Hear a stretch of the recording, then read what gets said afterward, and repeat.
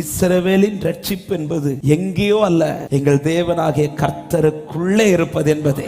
இந்த இஸ்ரவேல் ஜனம் கர்த்தருடைய ஜனம் மலைகளை நம்புகிற ஜனம் அல்ல, குன்றுகளை நம்புகிற ஜனம் அல்ல. இந்த ஜனம் கிருபையை நம்புகிற ஜனம். ஒரு தேவ பிள்ளையுடைய நிச்சயம் இதுல தான் இருக்கும். நாம பார்க்க வேண்டியது மலையை அல்ல, நாம பார்க்க வேண்டியது கண்மலையை. பல நேரத்தில் இந்த கண்ணை எடுத்துறோம் மலையை விட்டு. எங்க நமக்கு பிரச்சனை உண்டாகுதுன்னா இந்த மலையை விட்டு கண்ணை எடுத்ததா. கண்ணை மலைக்கு மேல வச்சு கண்மலையை பாருங்க. சுற்றி எனக்கு பக்கபலமாய் நிற்பார்கள் என்று நம்பி இருந்தவர்கள் தனக்கு விரோதமாய் எழும்பினதும் தாவீதுக்கு வருத்தம் உண்டானது. ஆனால் தாவீதுக்கு தோல்வி உண்டாகவில்லை.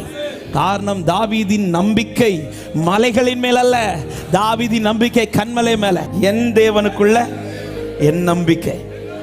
ஆமென். கேட்கிறவங்கள்ட்ட எல்லாம் சொல்லணும், என் தேவனுக்குள்ள என் நம்பிக்கை. அவங்க உங்களை பார்த்து சொல்லணும், அவர்கள் தேவனுக்குள்ள அவர்கள் நம்பிக்கை.